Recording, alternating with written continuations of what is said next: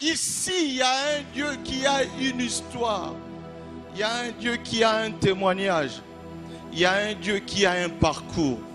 Il y a un Dieu qui est capable de défendre son honneur. Le Dieu de ton père, c'est celui qui va te prendre de la dernière place là où on t'a placé pour t'établir là où il a décidé. Il ne suffit pas d'être premier, mais il suffit d'être premier dans la gloire, parce qu'on peut être premier, mais dans l'échec. Ce n'est pas la première place qui intéresse Dieu dans ta vie. La première, en fait, ce qui intéresse Dieu, c'est les contenus de la place que tu occupes. En d'autres termes, tu peux être troisième, mais ton contenu a la capacité d'avaler celui qui est premier. Qu'est-ce que je suis en train de te dire? Je suis en train de te dire, ne crains pas ou ne jalouse pas des gens qui ont été classés premiers. Le monde aussi a sa manière d'organiser une fête. On a prévu comment est-ce que la célébration de ta vie doit se passer. Benjamin, qui était dernier, était aussi dernier dans le classement de la célébration. La Bible dit, Benjamin, sans changer de place, a reçu 5 fois plus que celui qui a été classé premier.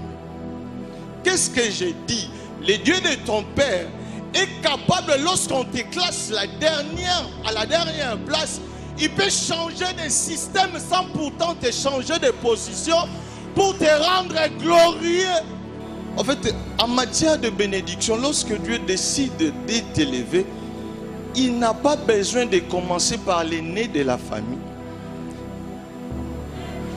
pour ainsi de suite continuer. C'est-à-dire, on peut commencer par les cadets pour rendre les cadets le plus important. Le Dieu de ton père n'est pas soumis au rythme chronologique. C'est pas dit que parce que tu as reçu le Seigneur avant moi, que tu seras important avec le Seigneur avant moi.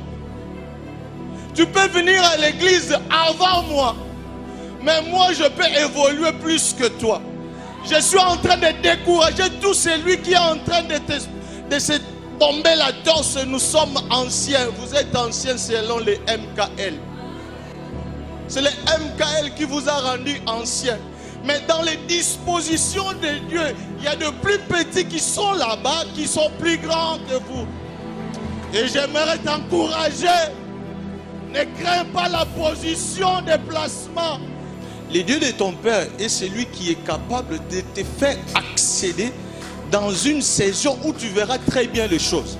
Ta capacité de voir les choses va déterminer la manière dont ta destinée va se dérouler. Plus tu vois bien, plus tu vas bien marcher. Marcher bien ne signifie pas aller vite. Marcher bien signifie aller avec assurance. C'est-à-dire, chaque pas que tu es en train de poser, tu es rassuré d'une chose. Et je prie que ce matin, Dieu te rassure dans tout ce que tu es en train de faire. C'est-à-dire, tu as maintenant la capacité de bien voir les temps de Dieu. En d'autres termes, tu sais très bien faire la différence entre ce que le monde appelle le temps et ce que Dieu a conçu comme temps. L'homme de Dieu est supérieur au prophète. Et ne peut accéder à la dimension de l'homme de Dieu que celui qui a la capacité de bien voir. Parce qu'en réalité, l'homme de Dieu est un mystère qui n'est jamais visible dans l'œil humain. Pendant qu'Élisée était en train de passer, tout le monde savait qu'Élisée était un prophète. Mais cette dame a la dimension d'aller au-delà du prophète. Il accède à une dimension mystérieusement importante qu'on appelle l'homme de Dieu. C'est une dimension mystique et mystérieuse où Dieu prend l'option, sans le consentement de l'homme, d'agir dans l'homme, sans pourtant l'homme réalise qu'il est à ce moment Dieu. En d'autres termes, l'homme de Dieu n'est pas celui qui mange avec vous tous les jours. L'homme de Dieu est une séquence de vie où Dieu, pour réaliser une chose, il se prend des dispositions de passer par un homme, même si cet homme est inconscient, même si cet homme est insignifiant, même si cet homme est petit. C'est quoi la sagesse de Dieu?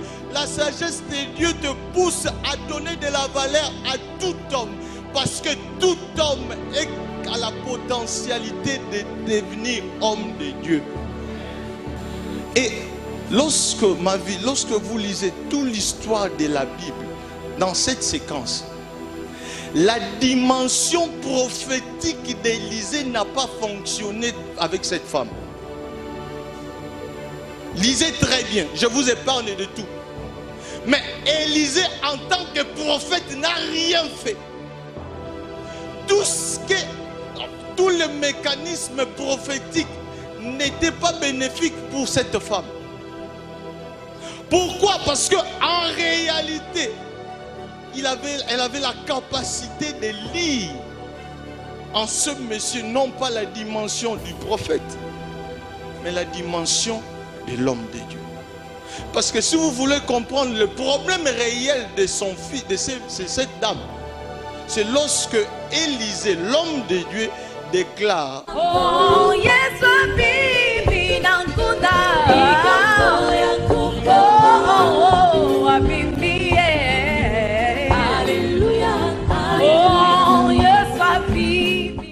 nous lui accordons la parole. Pasteur, que l'Éternel soit avec vous. Laisse que l'onction du ciel te remplisse et que les choses en cette année que nous clôturons, gloire, que tu ailles plus loin que moi en foi soit effacé et que ton nom soit élevé au-dessus de tout. Et que chaque fois que tu vas intervenir dans tous les milieux où on t'écoutera, que les gens posent la question: de qui es-tu fils? Laisse que toute la gloire te soit remplie. Éternel notre Dieu, cette grâce est méritée. En ton nom merveilleux. Amen.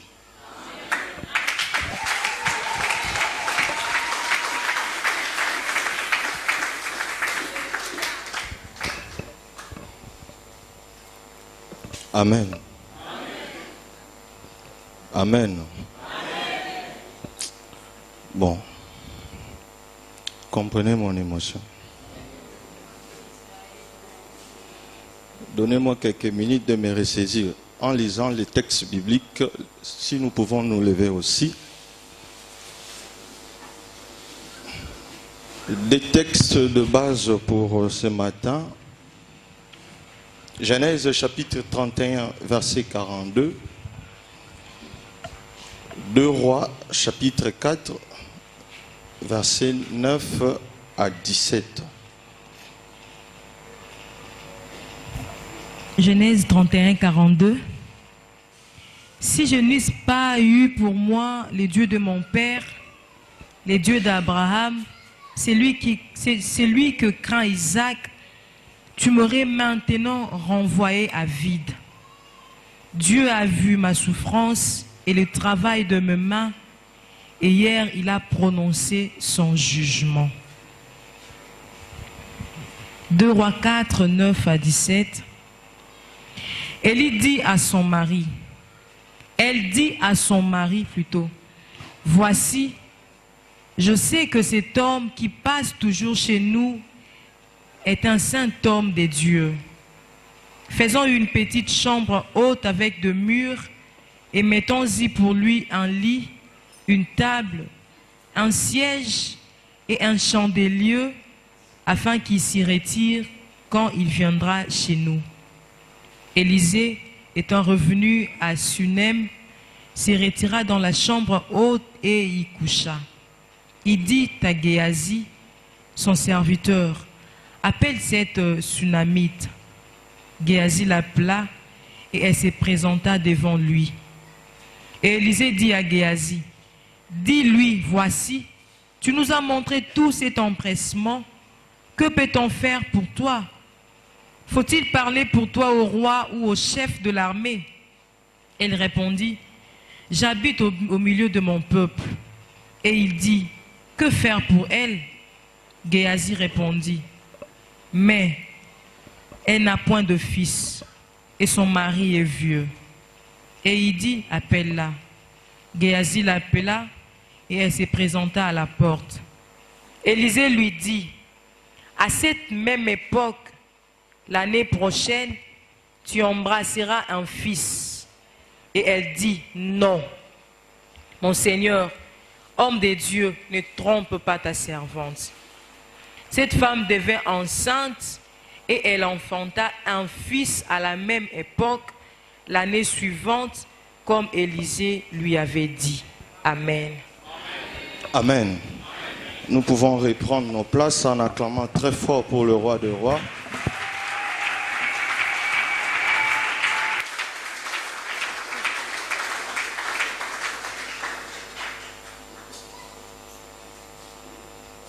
Je crois que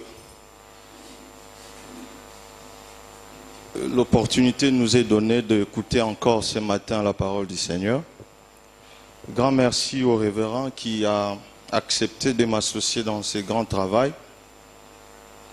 Il n'a pas tenu compte de mon âge, de ma petitesse et aussi de le fait d'être fils. C'est pas facile d'associer aussi un fils dans tout ce qu'il y a comme bataille de la destinée.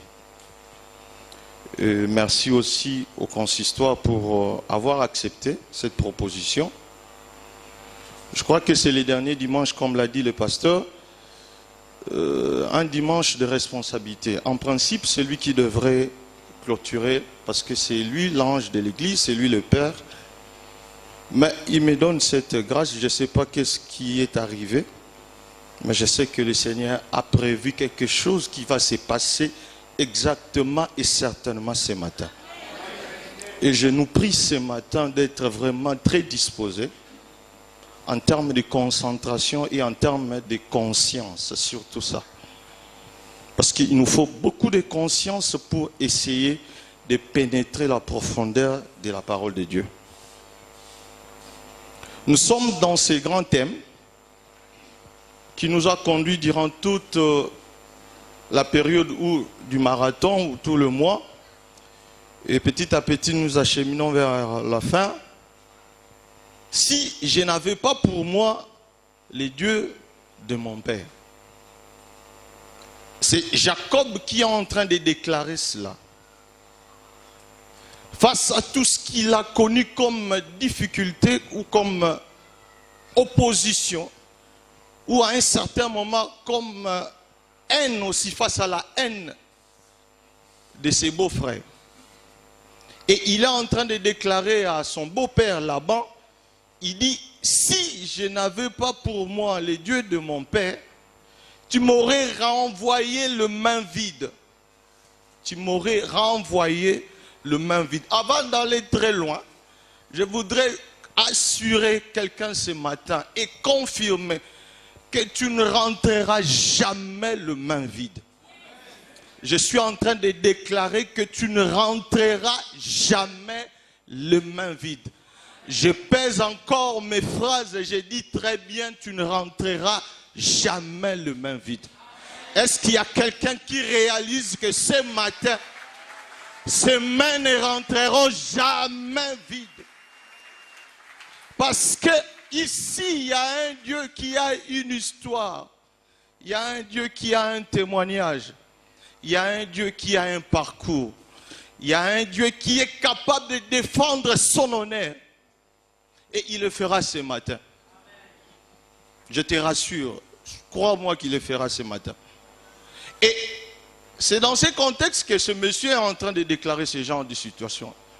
Il dit, si je n'avais pas pour moi les dieux de mon père, tu m'aurais renvoyé le main vide.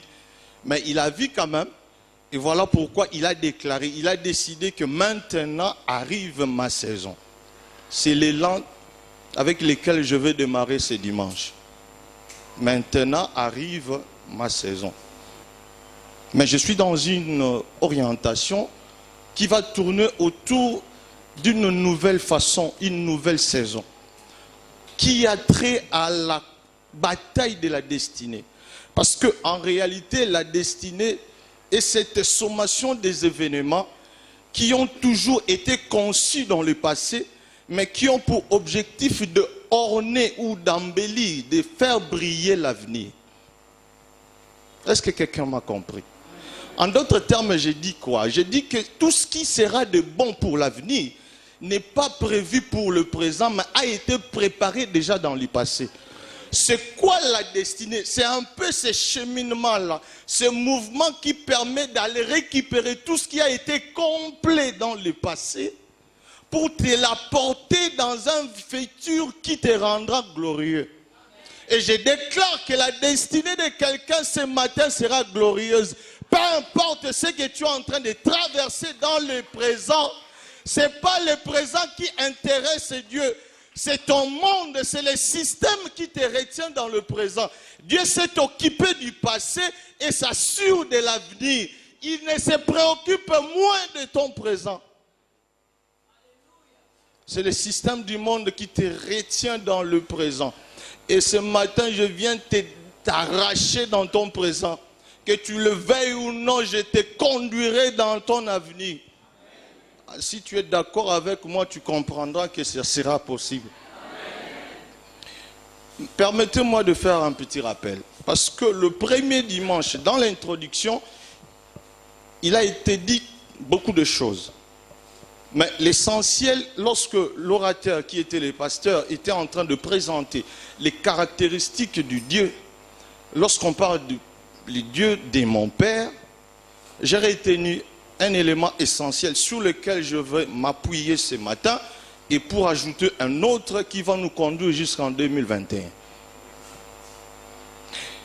Il a été dit, c'est qui les dieux de mon Père? Les dieux de mon Père, on nous a présenté, c'est celui qui a la capacité de bouleverser tout système établi. Parce que le contexte de cette déclaration revenait d'un passage qui présentait Jacob qui n'était pas disposé à occuper la première place. Mais le Dieu de son Père a rendu des choses impossibles possibles.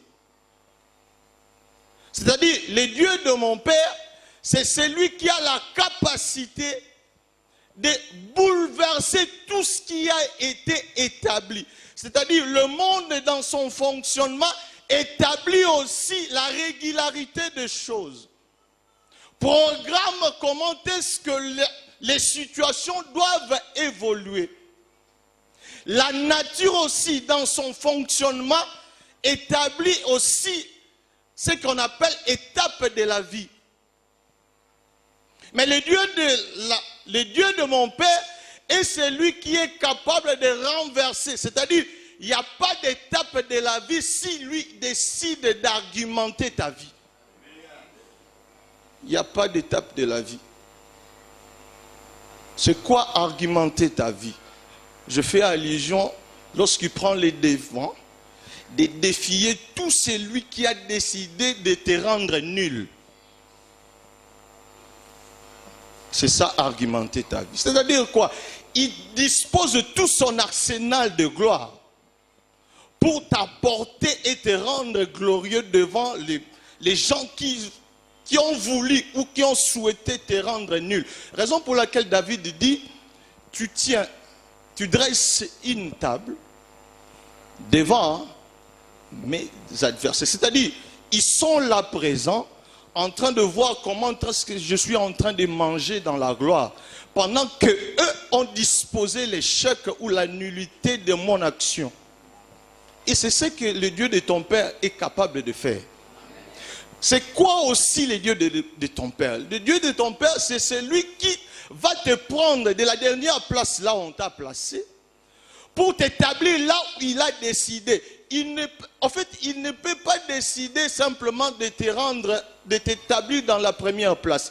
Il y a des gens qui ont été établis premiers, mais dans l'échec.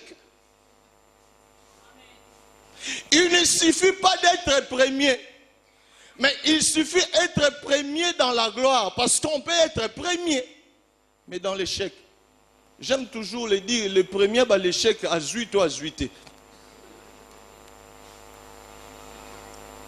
Les premiers n'ont pas l'échec, c'est-à-dire dans la classe mobile, dans une salle de classe, dans une promotion, les premiers de la classe à 47%. Il est premier, oui ou non? Est-ce qu'il a réussi? Ce n'est pas la première place qui intéresse Dieu dans ta vie. La première, en fait, ce qui intéresse Dieu, c'est les contenus de la place que tu occupes. En d'autres termes, tu peux être troisième, mais ton contenu a la capacité d'avaler celui qui est premier. C'est ce qui intéresse Dieu. Et il dit, le Dieu de mon Père, c'est celui qui va m'arracher. En fait, il ne te prend pas parce qu'il t'arrache. Pourquoi? Parce que tout ce qui a pour objectif de te lever, le diable ne le te donne pas avec beaucoup de facilité. Il faudrait pour lui qu'il t'arrache pour te faire sortir dans les systèmes établis. Qu'est-ce que je suis en train de te dire? Je suis en train de te dire, ne crains pas ou ne jalouse pas des gens qui ont été classés premiers. Ne sois pas dérangé pour des gens qui ont été en avance avant toi. Pourquoi je suis en train de te dire? Je le soutiens avec un verset. Genèse chapitre 43. Vous connaissez très bien l'histoire. Jacob, qui c'est? Joseph avec ses frères. Il retrouve ses frères. Il dit, voilà, nous devons manger ensemble. La Bible dit, on a établi le mécanisme des célébrations. Retenez très bien mes expressions. Les mécanismes de célébrer. C'est-à-dire, le monde aussi a sa manière d'organiser une fête. On a prévu comment est-ce que la célébration de ta vie doit se passer. Et dans cette organisation, tous ces Égyptiens ont agi selon le principe humain, selon les règles du monde. La Bible dit, lorsqu'ils ont classé les enfants de Jacob, le classement s'est fait du plus grand au plus petit. Donc, on a commencé par l'aîné, le deuxième et ainsi de suite. Et Benjamin, qui était dernier, était aussi dernier dans le classement de la célébration. Mais chose étonnante, la Bible dit, lorsqu'il était question de distribuer ce qu'on devait manger, la Bible dit, Benjamin, sans changer de place, a reçu 5 fois plus que celui qui a été classé premier. Qu'est-ce que j'ai dit? Le Dieu de ton Père est capable, lorsqu'on te classe à la dernière place, il peut changer de système sans pourtant te changer de position pour te rendre glorieux. C'est-à-dire quoi?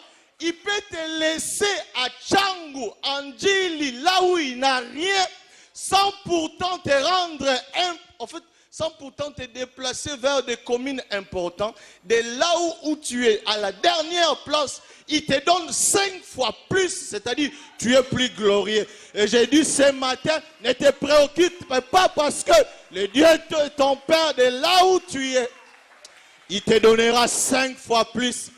Et si tu es d'accord avec moi, reçois les 5 fois plus. Et cela signifie la grâce de Dieu dans ta vie. Dans tout ce que tu fais, reçois la grâce. Que la grâce t'accompagne. Dans toutes tes démarches, la grâce t'accompagne. Est-ce qu'il y a quelqu'un qui est capable et prêt à recevoir la grâce de Dieu? Fais-le très bien, reçois la grâce de Dieu. Il est capable de le faire. En d'autres termes, lorsqu'on a pour Dieu de Jacob, il dit bien, le Dieu de mon Père, et c'est lui qui ne se préoccupe pas de là où on m'a placé. On peut me placer, parce que l'ordre chronologique à un certain moment exige à ce qu'on commence par l'aîné, ainsi de suite. En fait, en matière de bénédiction, lorsque Dieu décide de t'élever, il n'a pas besoin de commencer par l'aîné de la famille pour ainsi de suite continuer.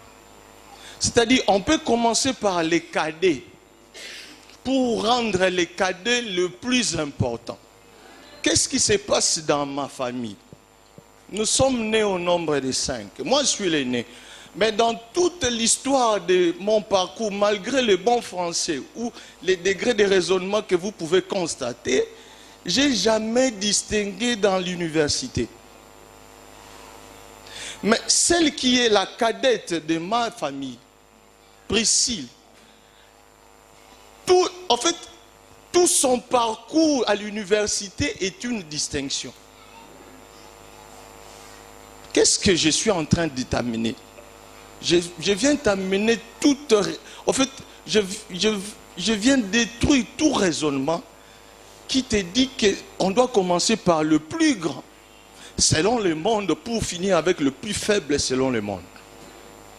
J'ai jamais distingué à l'université. Et la dernière fois que j'ai tout fait pour distinguer, c'était en théologie. Malheureusement, je me suis arrêté avec 69,4. Malgré tout ce que je fais pour sauver l'honneur en tant qu'aîné. Mais je me suis arrêté quelque part. Pourquoi? Parce que le Dieu de ton père n'est pas soumis au rythme chronologique. C'est pas dit que parce que tu as reçu le Seigneur avant moi, que tu seras important avec le Seigneur avant moi. Tu peux venir à l'église avant moi, mais moi je peux évoluer plus que toi. Je suis en train de décourager tout celui qui est en train de se bomber la torse. Nous sommes anciens, vous êtes anciens selon les MKL. C'est le MKL qui vous a rendu anciens. Mais dans les dispositions de Dieu, il y a de plus petits qui sont là-bas, qui sont plus grands que vous. Et j'aimerais t'encourager. Ne crains pas la position de placement. Ils sont rien. Tu peux qu'être grand par rapport à eux. Parce que le Dieu de ton Père est capable de changer de situation. Est-ce que je peux avancer sur la deuxième dimension? Là était que un rappel sur ce qui a été, parce que j'avais la responsabilité de replacer les choses. Moi, je suis enfant de la maison et c'est nous qui avons conçu ces thèmes. Je dois replacer les choses. C'est très bien. Une autre dimension concernant le Dieu de ton Père. Au-delà de bouleverser les systèmes établis, qu'est-ce que le Dieu de ton Père est encore capable de faire? En fait, c'est ça, le cheminement. Il change, il bouleverse les situations, mais il fait encore quoi? Pour comprendre la dimension du Dieu de ton Père que j'ajoute pour aujourd'hui, le verset là où on a lu dans Genèse chapitre 31, la Bible dit, Jacob dit, si j'avais pas pour moi le Dieu de mon Père, il ne s'arrête pas là, il donne quelques informations que moi j'ai trouvées pertinentes, que j'aimerais ce matin essayer de partager avec nous. La première information, il cite le nom d'Abraham. Et la deuxième information, il dit Isaac. Il dit le Dieu de mon père, Abraham. Et il ajoute aussi Isaac. Je me pose la question, quand est-ce que Abraham et Isaac ont conçu un mécanisme qu'ils ont appelé Dieu? En d'autres termes, quand est-ce que Abraham et Isaac ont réalisé qu'il y a un Dieu qui est au-dessus de tout?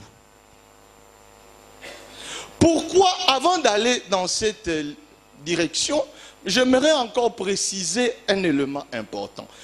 Il s'agit de Laban. La Bible dit dans Genèse 31, verset 24, il dit, on nous donne une information. On dit Laban l'araméen. Parce que là, dans ces versets, Dieu le visite avec un songe. Il dit, ne touche pas. Jacob ne parle ni en bien ni en mal. Mais on nous donne une information que j'ai trouvée aussi pertinente. On nous dit que là-bas, l'araméen. En d'autres termes, lorsqu'on donne son identité, on voudrait vraiment classer, en fait, faire une différence sur le plan spirituel ou sur la capacité de divinité entre lui et Jacob. En réalité, et Jacob, et Abraham, et Isaac, selon la sociologie, parce que moi j'ai étudié le cours de Sokaf, mais je parle aussi de la sociologie juive, c'est-à-dire la capacité de retracer les lignes dans la famille. Et Abraham et Jacob, tous sont des Araméens. Mais qu'est-ce qui fait que, pendant que tous sont des Araméens, mais l'autre a une capacité supérieure que celui de Laban? Parce que lui-même est honnête, il dit, je voudrais très bien, j'avais l'intention de te faire du mal. Mais je ne peux pas par bonne volonté. Ce n'est pas parce que je suis touché, j'ai eu pitié de toi, mais parce qu'on m'a rendu inapte.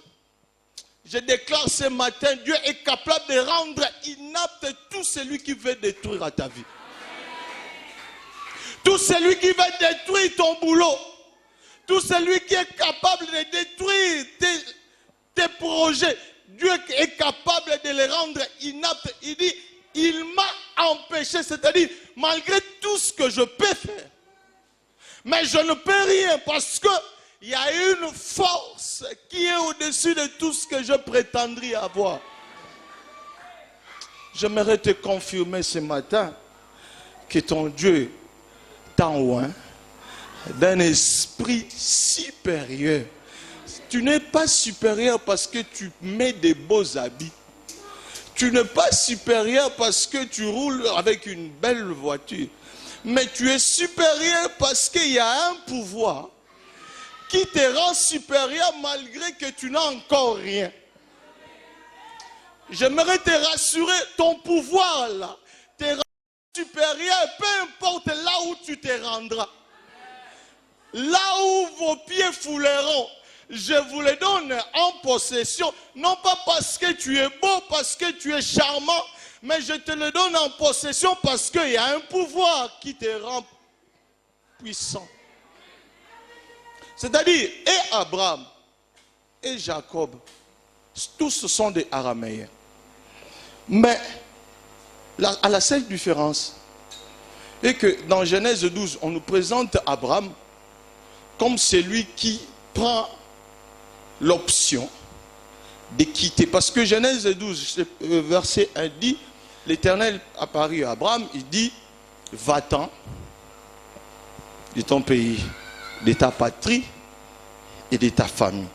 En d'autres termes, Abraham a quitté tout ce qu'il y a comme système avec les Araméens. Qu'est-ce que je suis en train de soutenir ce matin? C'est possible même si tu es Mundibou.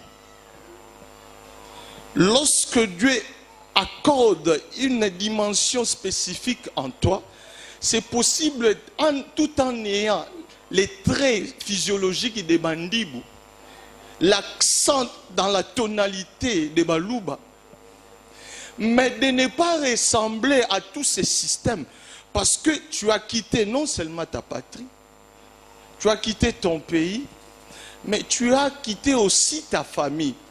Pour aller où? Pour aller à l'endroit que je t'indiquerai. C'est quoi l'endroit indiqué? L'endroit indiqué, c'est une promesse, c'est une parole qui marche avec toi pour te rendre différent là où tout le monde fait la même chose. C'est ça l'endroit indiqué. L'endroit indiqué ne renvoie pas à une position géographique.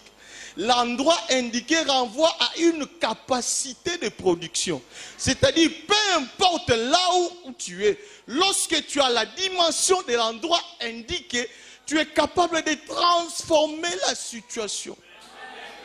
Et reçois cette dimension ce matin. C'est ça la différence entre l'araméen et Abraham. C'est-à-dire quoi? C'est-à-dire que Abraham, bien qu'il soit par ses origines un araméen, mais dans sa production, dans les résultats qu'il va produire, il y aura toujours une différence entre lui et sa source ou son origine. Et je prie ce matin que Dieu établisse une différence entre toi et l'histoire de ta famille. Qu'est-ce que je suis en train de t'encourager? Je suis en train de t'encourager à dire que là où tout le monde dans la famille a échoué, le Dieu de ton père est capable de te rendre différent par rapport à tout celui ou à tout à toute celle qui est restée dans les limites et dans la sphère familiale. Et la deuxième, ou parmi les informations que moi j'ai trouvées importantes, c'est d'abord situer ou préciser que tous sont des araméens, mais dans leur capacité de production, il y a une différence qui s'établit. Une autre information, lorsque je parle d'Abraham, le Dieu de mon père, il est dit dans Genèse chapitre 22, et c'est là où vraiment je vais commencer. La Bible dit, parce que c'est Jacob qui dit, le Dieu de mon père, Abraham et Isaac. Quand est-ce que Abraham et Isaac ont pris contact d'un Dieu qui soit capable de changer de situation? Genèse chapitre 22, vous connaissez l'histoire. Abraham doit sacrifier Isaac. Je vous épargne de tout ce qu'il y a comme détail. Mais ce qui m'intéresse, c'est la partie où il est dit, lorsque Isaac, qui c'est Abraham, a voulu égorger Isaac, il y a une voix, l'ange a crié, ne le fais pas. Maintenant, je sais que tu crains l'Éternel. Et la Bible dit, Abraham leva les yeux, il vit derrière lui un brebis, si c'est un agneau, je ne sais pas. Moi, je ne suis pas villageois, donc des petites différences là, je ne connais pas. Bref, un animal.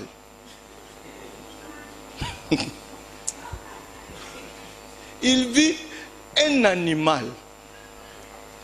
Il lève les yeux devant, mais il voit un animal qui est derrière. C'est quoi le Dieu de ton père?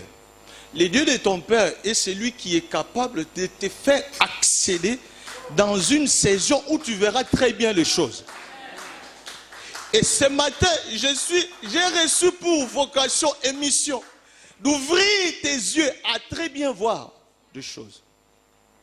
Ta capacité de voir des choses va déterminer la manière dont ta destinée va se dérouler. Plus tu vois bien, plus tu vas bien marcher. Marcher bien ne signifie pas aller vite. Marcher bien signifie aller avec assurance. C'est-à-dire, chaque pas que tu es en train de poser, tu es rassuré d'une chose. Et je prie que ce matin, Dieu te rassure dans tout ce que tu es en train de faire. C'est ça l'importance de Dieu, de ton Père. Il est celui qui t'ouvre les yeux. C'est-à-dire, tu as maintenant la capacité de bien voir les temps de Dieu. En d'autres termes, tu sais très bien faire la différence entre ce que le monde appelle le temps et ce que Dieu a conçu comme temps. Et qu'est-ce qui se passe en réalité? En réalité, les temps de Dieu a toujours été derrière les temps des hommes. En réalité, le fait qu'il soit derrière ne signifie pas qu'il est en retard, mais cela signifie que c'est toi qui as la capacité de lire en retard. Il a été créé le premier, mais tu n'as pas la capacité de le lire à temps. Plus tu lis en retard, plus tu te croiras aussi en retard.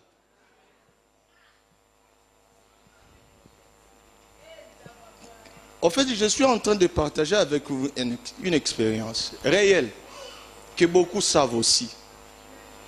J'ai fini les études très tôt. Et je prends les dispositions de finir en première session.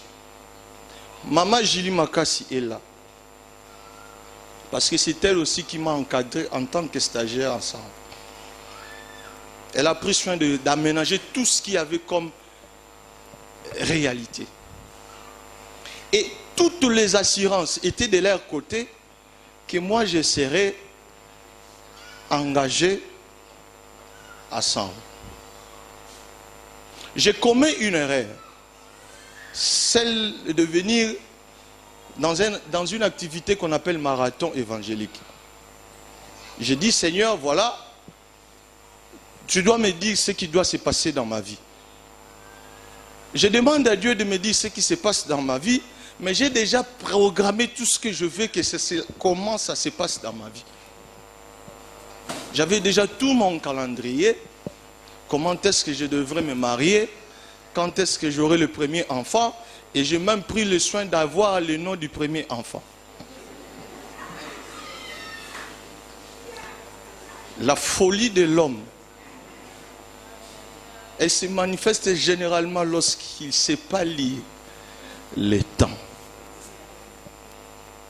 Plus tu vois bien, moins tu seras fou. Moins tu commettras des bêtises. Et lorsque tu commets des bêtises avec Dieu, le monde l'appelle réalisme. Tout ce que le monde appelle réalisme, en réalité c'est une bêtise. Parce que le monde te rendra réaliste alors qu'en réalité tu es en train de perdre le temps. J'étais réaliste. C'est quoi mon réalisme? J'ai fini avec un âge exemplaire et je dois m'organiser le plus tôt possible. Est-ce mauvais? Mais c'était une bêtise. Je viens à l'église, le pasteur dit que voilà ce que tu seras. Au lieu de m'accrocher directement à ce qui doit se faire, je pris le temps d'être réaliste. Pourquoi? Parce que je n'avais pas la capacité de voir le bélier qui était derrière. Le Dieu de ton Père est celui qui est capable de ne plus te faire passer du temps. Et je prie que 2021, que tu ne passes plus de temps pour rien. Que tu t'accordes et tu t'accroches sur ce qui est essentiel. Ce qui est essentiel, c'est ce qui est divin. Ce qui est divin te rendra glorieux. Mais le réalisme te rendra important, mais à un certain moment inutile dans la vie. Inutile. On te voit avec de grosses voitures et tout ça, mais tu es inutile dans la vie. C'est quoi l'inutilité? C'est d'exercer dans l'espace qu'on appelle le monde, qui n'a pas été créé par toi, faire des choses que le propriétaire de l'espace n'a pas accordé. Tu vis dans un monde qui ne t'appartient pas, mais la personne qui t'a mis dans ce monde a disposé des choses que tu dois faire, et toi, dans ton arrogance, tu te permets de faire des choses qui ne conviennent pas. Tu es inutile. Tu es inutile. Et au lieu de faire tout ce que le pasteur voulait, ce n'est pas lui qui voulait. Mais aujourd'hui, je vais aussi vous apporter une grande nuance qu'il y a entre les pasteurs, entre les prophètes, qui est aussi une dimension que moi j'ai toujours dit dérisoire. Vous aimez beaucoup les prophéties, vous aimez beaucoup les prophètes, mais c'est vraiment un niveau élémentaire pour moi. Mais j'aimerais nous faire accéder à une dimension surnaturelle qui est très sûre. C'est la dimension de l'homme de Dieu. L'homme de Dieu est supérieur au prophète. Et ne peut accéder à la dimension de l'homme de Dieu que celui qui a la capacité de bien voir. Parce qu'en réalité, l'homme de Dieu est un mystère qui n'est jamais visible dans l'œil humain. Pour avoir la capacité d'accéder à la dimension de l'homme de Dieu, et je suis déjà dans les textes des rois. Comprenez très bien mon cheminement. Et la Bible dit, cette femme, la Sunamite, dit ceci. Il dit à son mari, voici. Il ne parle pas de voilà, il dit voici. C'est-à-dire c'est une situation qui prend effet maintenant. Avant, je ne savais pas. Mais maintenant, je sais que cette personne qui passe devant nous chaque jour ici est un homme, est un saint homme de Dieu. Pendant que Élisée était en train de passer, tout le monde savait que Élisée était un prophète. Mais cette dame a la dimension d'aller au-delà du prophète. Il accède à une dimension mystérieuse mais importante qu'on appelle l'homme de Dieu. En fait, c'est qui l'homme de Dieu? L'homme de Dieu, ce n'est pas une fonction. L'homme de Dieu n'est pas un titre, parce qu'aujourd'hui, les gens sont devenus fiers parce qu'on doit l'appeler homme de Dieu. Il est dans une conférence, il ne participe pas tout simplement parce qu'on ne l'a pas placé là où on devait mettre les hommes de Dieu. Folie, stupidité. C'est qui ou c'est quoi l'homme de Dieu? L'homme de Dieu est une dimension mystique et mystérieuse. Ne craignez pas de mots. Je vais simplifier.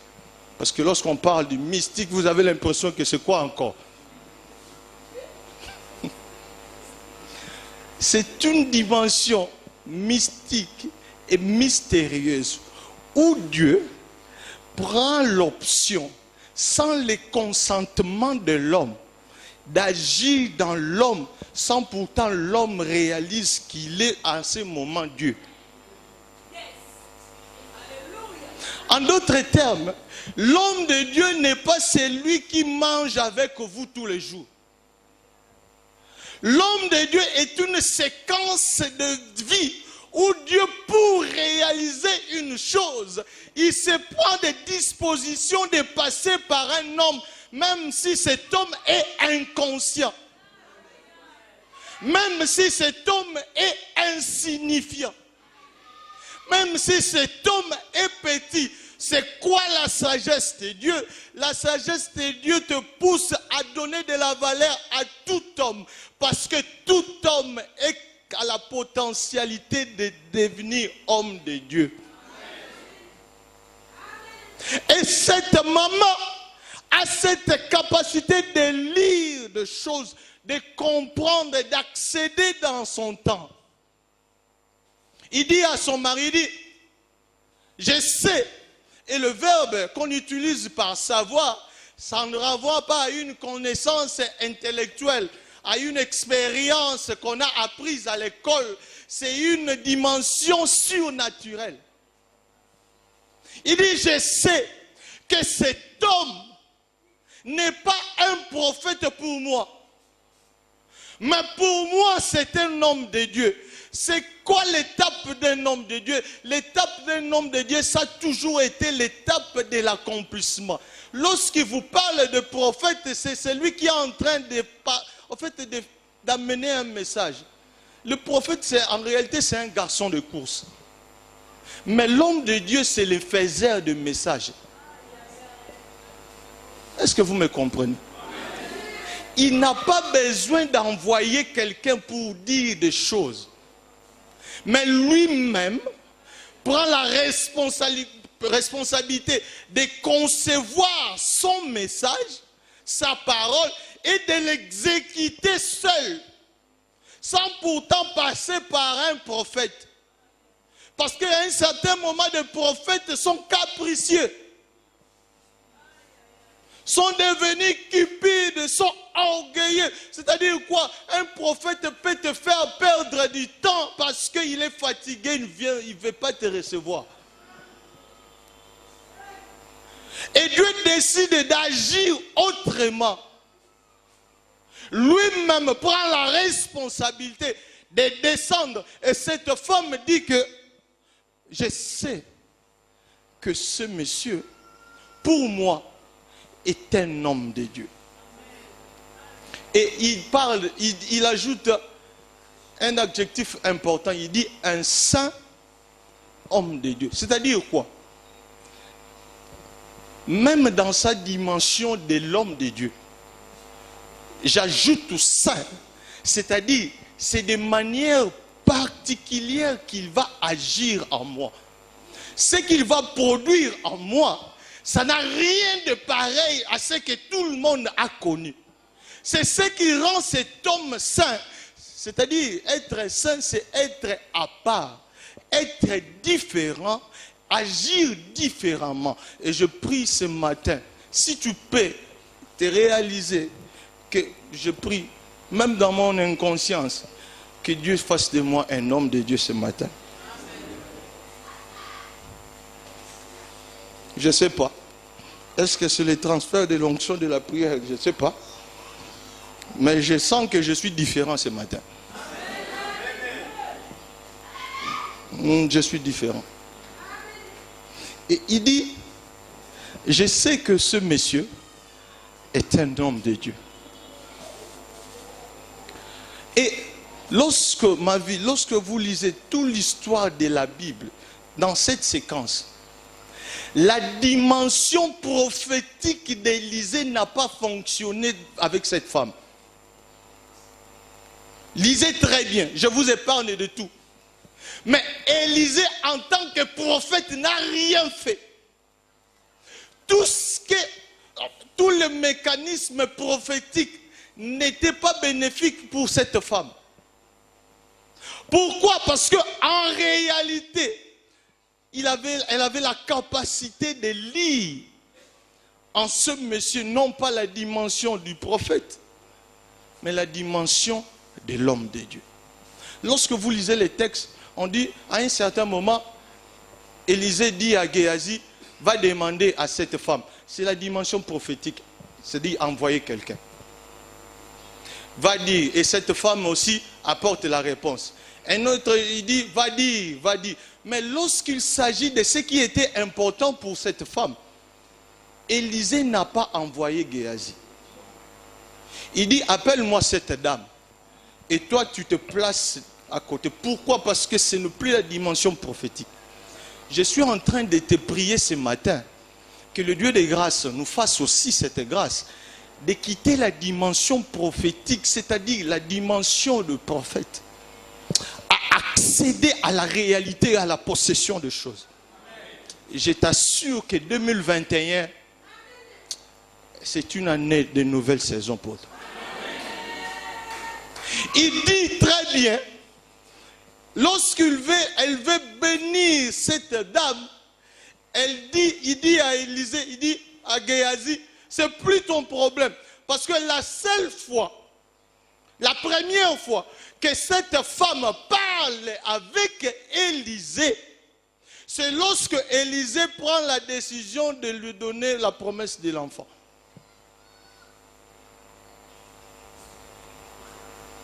La Bible dit, Élisée dit à cette dame, viens.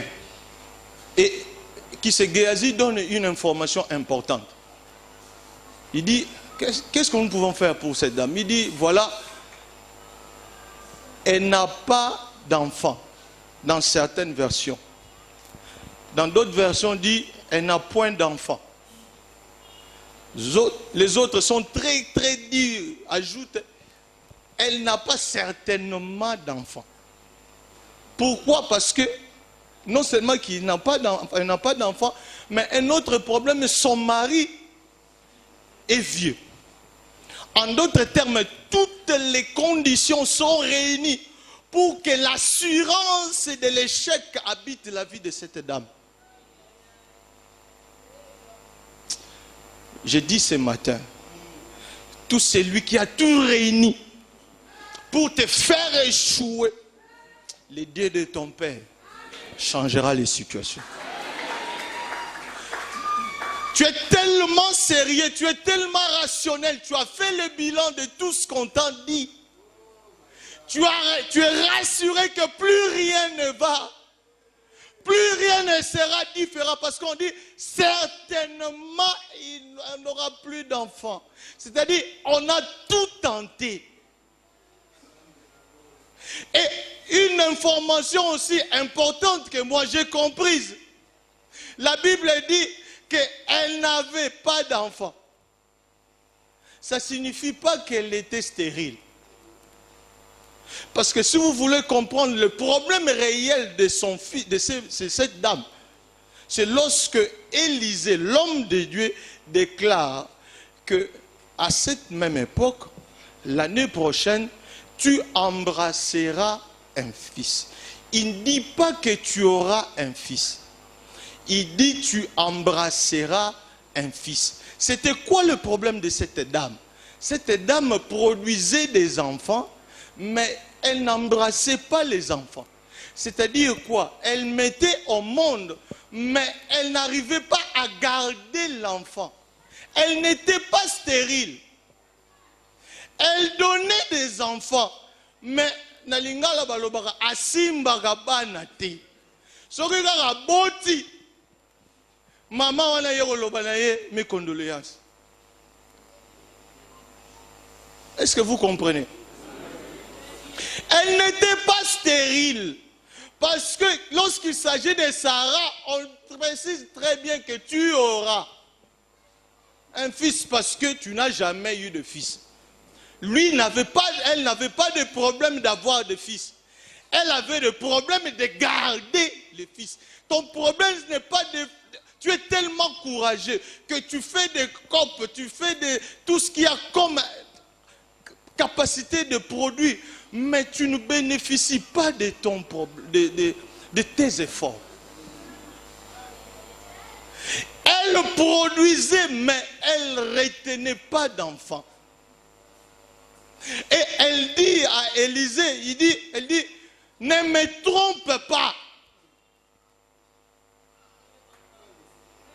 Ne me trompe pas. Mais quand tu dis à Élisée de ne pas te tromper, c'est de quel Élisée? Le prophète ou l'homme de Dieu? Tout ce que dit l'homme de Dieu ne marche jamais autour de l'accomplissement. Mais cela a pour vocation de venir te récupérer pour te placer dans l'accomplissement. L'homme de Dieu ne travaille pas pour l'accomplissement, mais il a pour vocation de venir te récupérer et te placer dans l'accomplissement. Et ce matin, j'ai pour vocation de te récupérer. Je te placerai dans ton accomplissement. Est-ce qu'il y a quelqu'un qui comprend que ce matin, Dieu a décidé de te récupérer et de te placer dans le lieu de ton accomplissement? C'est ça la responsabilité de l'homme de Dieu. Il ne travaille pas pour l'accomplissement. Lui a pour objectif de venir te prendre pour te placer dans ton accomplissement. Il dit, ne me trompe pas. Parce que Balobela est trop. Asema trop. Il n'y a pas de résultat. Et tu veux encore me faire revenir à tout ce que j'ai oublié. Je te rassure, le Dieu de ton Père ne te renvoyera jamais les mains vides. Cette année te maintiendra l'enfant. L'enfant qui a longtemps échoué, qui t'a longtemps échappé. Je déclare que cette année, tu le tiendras dans tes mains. Je ne parle pas de l'enfant, Je parle de ton accomplissement. Je parle de ton succès. Je parle de ton voyage. Je parle de ta maternité. Je parle de ton élévation. Ça n'échouera pas cette année. Tu le tiendras dans tes mains. Peu importe ce que disent les autres. Le Dieu de ton Père te fera posséder entre les mains. Parce que son objectif, c'est de déposer entre tes mains. Il faut très bien voir la dimension de l'homme de Dieu. Et ce matin, vous êtes distrait parce que les autres sont en train de dire, voilà, viens à Bissau. Viens pas côté, voilà, petit Nabiso. Tout celui qui est dans cette considération, tu rentreras les mains vides ce matin. Tu rentreras les mains vides. Ne peut tenir que celui qui quitte le prophète pour accéder à l'homme de Dieu. Et pour accéder à l'homme de Dieu, c'est le niveau de l'interprétation, de la compréhension, de la lecture des choses. C'est un homme habituel qui passe régulièrement, mais pour cet instant, il n'est pas dans tout ce qui est régulier. Je suis habitué à vous prêcher régulièrement, mais pour ce moment, il n'y a rien de régulier. Il y a une chose qui a été destinée pour toi. Et c'est ça la dimension de l'homme de Dieu. Il dit, ne me mens pas. Et lorsque c'est pour comprendre que cette maman n'avait pas le problème de mettre au monde, lorsque l'enfant tombe malade, il meurt. Il va aller voir Élisée. Il dit, je t'ai dit de ne pas me tromper. Oh, lukuta nini ngala lobeno go bota moi. Obotito botite. En quoi Élisée l'a trompé? Parce que son problème n'était pas d'avoir l'enfant, mais de garder l'enfant. Ton problème n'est pas de travailler, mais de travailler aussi pour ta progéniture. Ton problème n'est pas d'aller et de sortir, mais de sortir et de devenir important aussi pour les autres. Lorsque Dieu te bénit réellement, c'est une opportunité aussi pour les autres d'être bénis. C'est-à-dire pour avoir la possibilité de bénir les autres, tu dois retenir d'abord ta bénédiction. Et c'était le problème de cette dame. Qui dit... Papa, et si moi j'étais à la place d'Élisée, et il y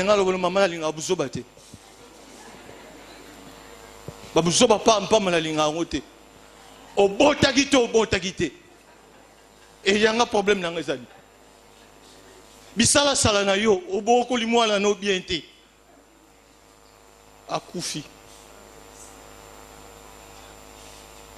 C'est là où vous comprenez avec moi que son problème n'était pas la maternité, mais son problème était la conservation.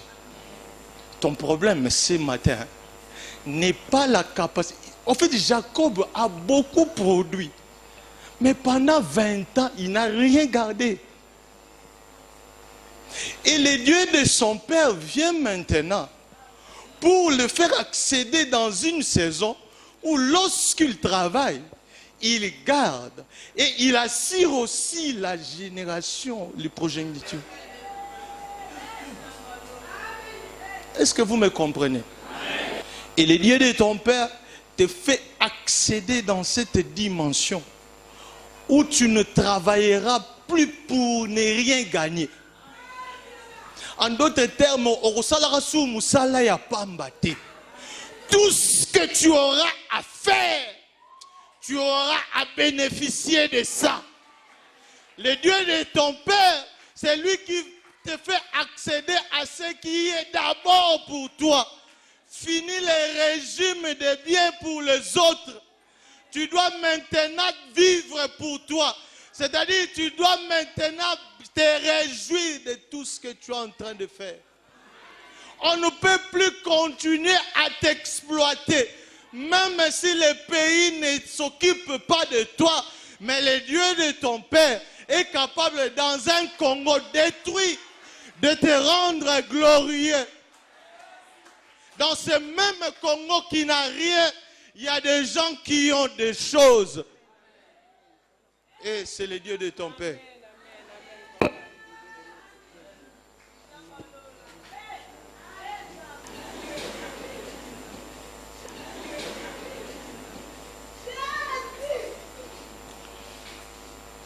Mais pour faire ça, il faudrait que tu arrives à voir.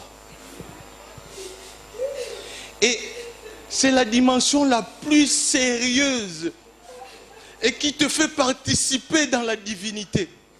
Jésus dit dans Luc chapitre 10, à partir du verset 22, il dit en particulier à ses disciples, il ne le dit pas en public. Et cela de manière particulière parce que c'est la dimension du Saint-Homme de Dieu. Il doit te mettre à part pour te dire des choses qui te concernent. Il prend ses disciples en particulier. Il dit ceci. Il dit, errez serrez-vous, errez serrez-vous, errez les yeux que vous me voyez. Il dit, vous êtes errés, vous qui vous êtes à mesure de me voir. Lorsque vos yeux sont en train de me voir, il dit, vous êtes errés. Pourquoi? Parce que et les prophètes et le roi ont voulu avoir cette opportunité, mais ils ne l'ont pas eu. C'est pour cela que j'ai dit que la dimension du prophète est inférieure à la dimension de l'homme de Dieu, parce que l'homme de Dieu, en réalité, c'est la fusion avec Dieu. Il dit, vous êtes heureux lorsque vous me voyez, vos yeux sont en train de me voir. C'est de quels yeux qu'il s'agit? Je ne parle pas de tes yeux physiques. Il dit, vous êtes heureux, vous qui vous me voyez. Et quand il est en train de dire ça, il est Jésus. Mais on est en train de te voir, tu es Jésus, tu es où l'ambelo foufulobi. Et pour comprendre qui il est, c'est Jean chapitre 14. Il dit ceci, dans le verset 23. Il dit, hein, moi et le Père, nous sommes un. En d'autres termes, qui a vu le Père, qui m'a vu, a vu le Père. Il ne s'arrête pas là. Toujours dans Jean. Et maintenant au chapitre 17, il dit, Père, toi et moi, nous sommes un. Moi avec eux, nous sommes un. De la même manière que toi et moi, nous sommes un. Moi avec eux, nous sommes un. Fais en sorte que tous ensemble, nous soyons un. C'est quoi la dimension de l'homme de Dieu? La dimension de l'homme de Dieu, c'est que tu es en train de te promener en Dieu pendant que les autres te voient homme. Et ce matin, il dit, tout celui qui croira à cette parole, il aura la capacité à ce que toi et moi, nous venons demeurer en lui. Quand il change de demeure, il quitte là où il est avec son fils pour venir demeurer en toi, c'est alors que tu deviens homme de Dieu. Quand est-ce que tu deviens homme de Dieu? Lorsque tu as la capacité de comprendre cette parole, non pas de la comprendre, mais de la réaliser, de devenir conscient de ça. Lorsque tu deviens conscient de ce qu'il a dit, il va changer ta nature. Tu quitteras l'homme naturel. Tu deviendras l'homme Dieu. J'ai dit ce matin, c'est possible là où tu travailles, dans l'avenue où tu restes, dans la parcelle où tu habites. C'est possible de te promener en tant que Dieu, même si les autres te voient petit.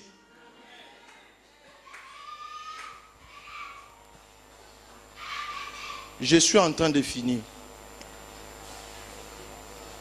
Pour dire quoi?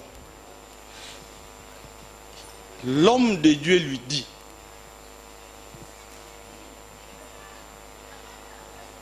maman, tu embrasseras un fils, mais cela sera à la même époque, mais l'année prochaine. Je conclus en disant ceci. Même si le monde décide de t'écarter parce que tu es vieux, parce que tu as longtemps échoué, parce que tu as présenté des insuffisances, j'aimerais te rassurer que ce que Dieu a dit pour toi rendra meilleur ton demain, c'est-à-dire ta destinée.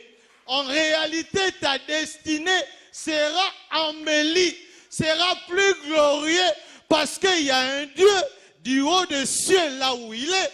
Il a déjà arrêté que peu importe le temps, que ta vie va changer. Et ce matin, je te retire de la bassesse, je te retire de la stérilité, je te retire de la médiocrité, je te retire de la maladie, je te retire de tout ce qui t'arrêtait. Je te transporte vers un avenir meilleur. L'année prochaine, tu seras grand. L'année prochaine, tu auras un fils. L'année prochaine, tu auras prospéré. L'année prochaine, tu auras des enfants. L'année prochaine, ton nom sera grand. L'année prochaine, les gens viendront vers toi. De là où tu es dans ta bassesse, Marie était dans sa bassesse, mais le temps de Dieu l'a rendue meilleure, l'a rendue bienheureuse. Le bienheureux de Dieu en 2021. Tu es bienheureuse de Dieu en 2021. Tu seras meilleur en 2021. Que Dieu te rende puissant. Que Dieu te rende prospère. Que ce qui a été rendu te rende impénétrable. Que ce qui a été prévu te rende infaillible. Que ce que Dieu a prévu te rendre suffisant. C'est-à-dire tu ne dépendras plus de ton père, tu ne dépendras plus du président de la République, tu ne dépendras plus de ton gouvernement. Il y a un Dieu qui a envoyé un homme et cet homme te dit ce matin, peu importe le temps, tu vas traverser dans la gloire et tu vas élever le nom de Dieu. Ton nom sera grand, le bonheur t'accompagnera. Même si tu n'as pas de soutien, le secours de Dieu te rendra puissant. Que Dieu bénisse sa parole. Si tu es d'accord avec moi, tu acclames très fort. Si tu es d'accord avec moi, tu cries Alléluia. Si tu es d'accord avec moi, tu sautes avec des cris de joie. Que Dieu te rende meilleur. Que Dieu te rende meilleur. Que Dieu te rende meilleur. J'avais la responsabilité de clôturer cette année pour t'arracher, te faire entrer en 2021. Peu importe la situation, 2021 sera différent.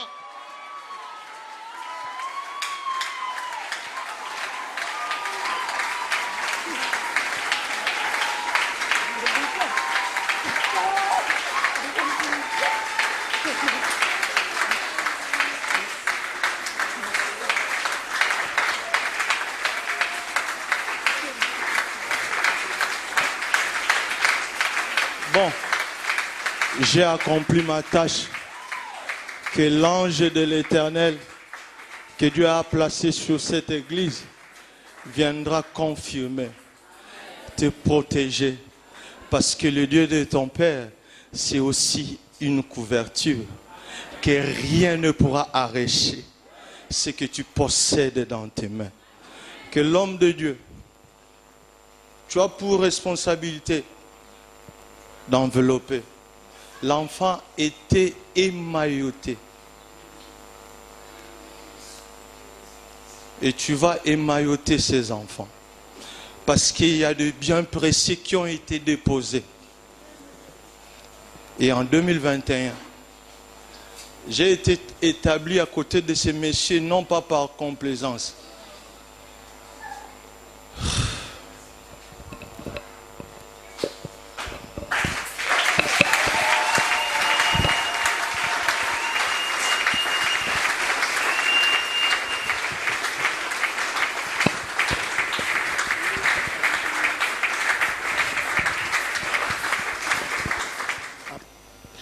Alors, je voudrais vous rassurer que ça ne vient pas de moi. Ceux qui ont les textes vont les trouver dans Genèse 31. Je suis au verset 44. Parce que Man of God me demande de vous couvrir. Et parce que je suis limité et passager, il y a une couverture qui reste éternelle et qui accompagne la parole de Dieu. Le verset 24 et 44 dit ceci. Viens, faisons alliance, moi et toi, et que cela serve de témoignage entre moi et toi. Le verset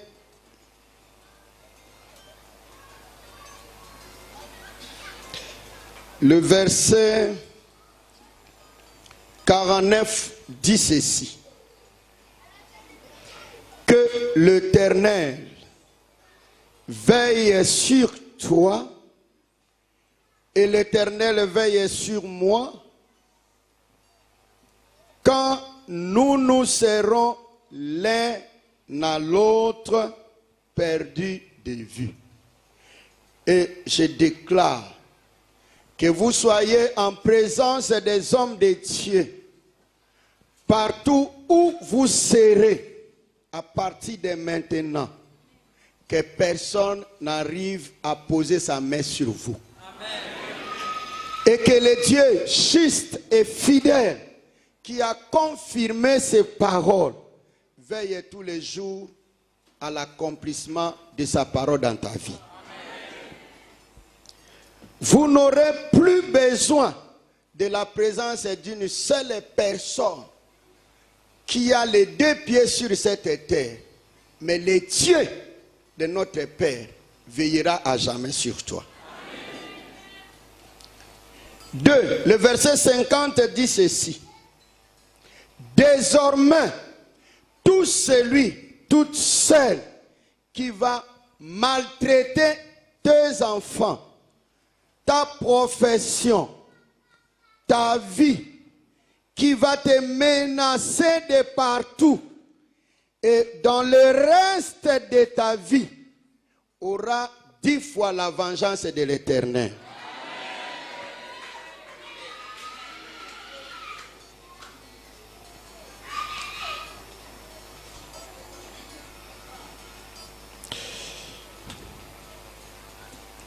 Le verset 52 dit ceci.